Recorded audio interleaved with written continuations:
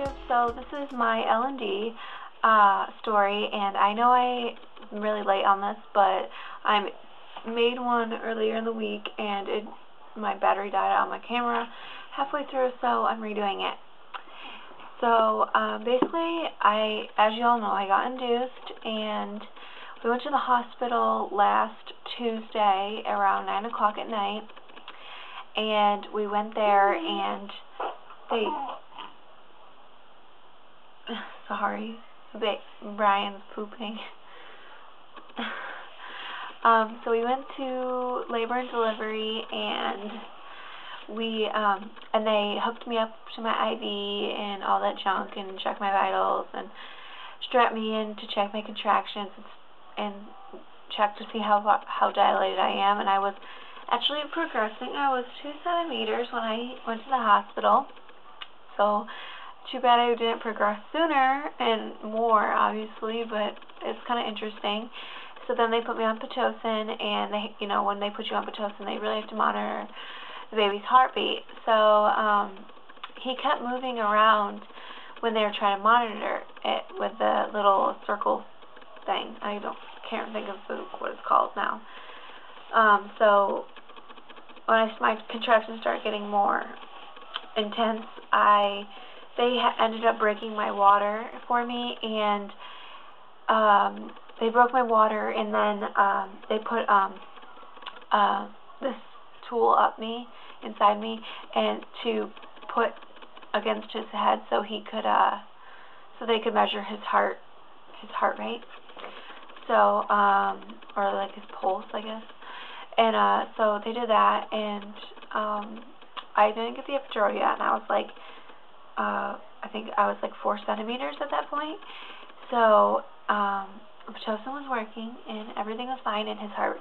He wasn't stressed or anything, he was doing fine.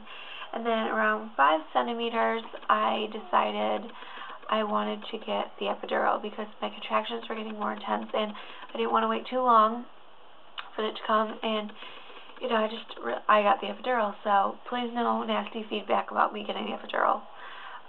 So I got the epidural, and my anesthesiologist was really good. It took him a minute to get up there, so I was feeling a lot of pain, and I just really wanted to get it over with. And so the guy was like, it's going to be a little sting, a little burn, a poke, a sting, and a burn.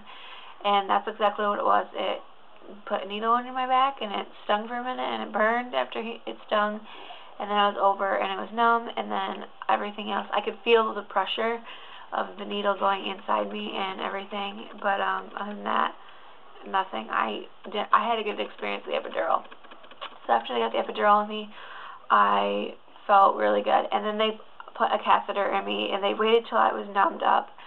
So that was good. I didn't feel anything at all.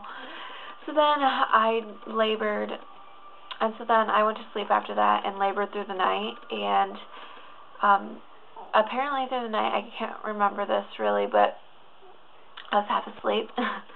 But apparently either the Pitocin or my contractions were making his heart rate go down because he was holding his breath. So they had gave me an oxygen mask, so they had to help him. And I tried taking it off for a little while in the morning, like around 8 or 9 in the morning on Wednesday, or Tuesday, sorry, on Tuesday, and but his heart rate was going down again, and so then they had to take the Pitocin down, and so it was just kind of a pain in the butt. He was being a little stubborn guy. So then I continued to labor, and I had a different nurse the next day. So around probably noon, I started to feel some pressure. Yeah, probably around noon, or around noon, maybe like 11:30. I started to feel pressure down there in my butt, and at this point, the epidural was so strong. They were putting so much epidural fluid in me that I could not move. Like, if they needed to move me, or if they wanted me to move, like, they had to literally flip me like a whale to either side they would want me on or something, because I could not move. Like, literally dead weight. And Corey was helping them pick my legs up and stuff, and he like dropped one of my legs, and they're like, be careful, you're gonna like break your leg. And I was just so numb, like I just couldn't move my body at all. It took everything I got, and I would have to pull on the bed just to roll over, and it was ridiculous. I was so numb, so I could not feel contractions at all. But so I started to feel pressure down in my butt, and I was like, go get the nurse, I'm feeling like pressure down there. And they were like, yep, you're 10 centimeters right now. And I was like, oh, okay. They're like, yep, and I can feel his head, and he's coming. And I was like, they're like, but we want him to slide down more your vaginal area so you don't have to push as long.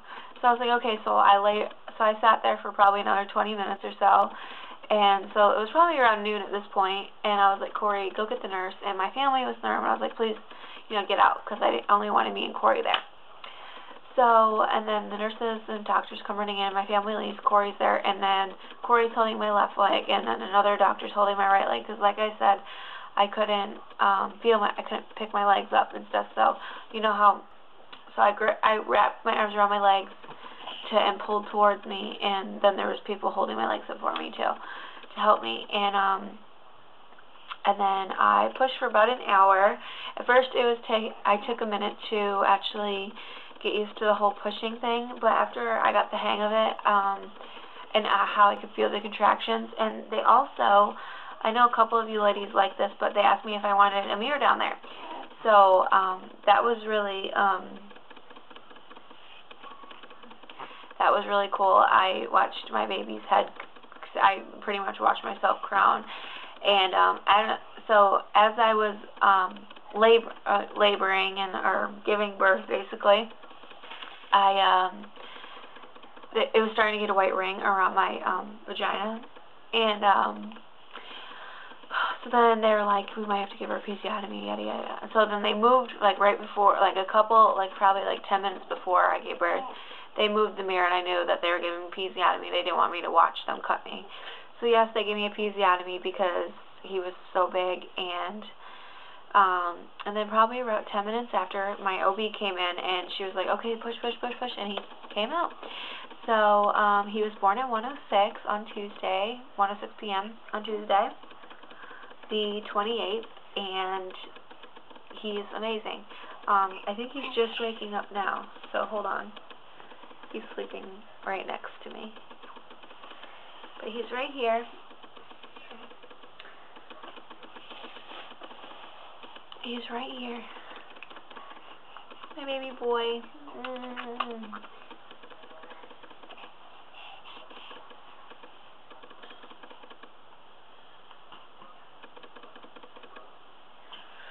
So, yeah, he's beautiful, and when he came out, I cried, and they put him on my chest, and I had the feeling of, oh my God, thank God he's out, and he's beautiful.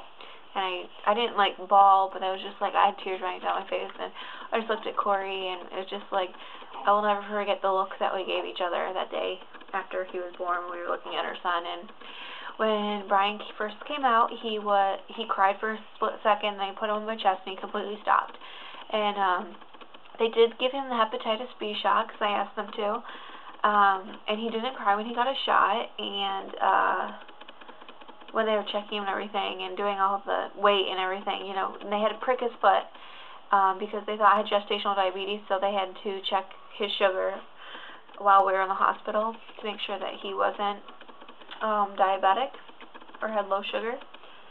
And yeah, so he he didn't have low sugar or anything, but he didn't cry at all when he got pricked or get shot or anything. He was such a little trooper, so but he does not like bath at all. He cried bloody murder for his bath at the hospital, so. But I think that's it, guys. Like I said, they stitched me up because I had an episiotomy. I think I have stitches inside, too. But my stitches will dissolve when it heals, and, yeah, so I'm pretty sore still, and it's been, on Tuesday it'll be 2 weeks. He'll be 2 weeks old, so 2 weeks since I gave birth. Like I said, I'm sore, and I'm going to go make my postpartum video and baby video, so I'll talk to you guys later.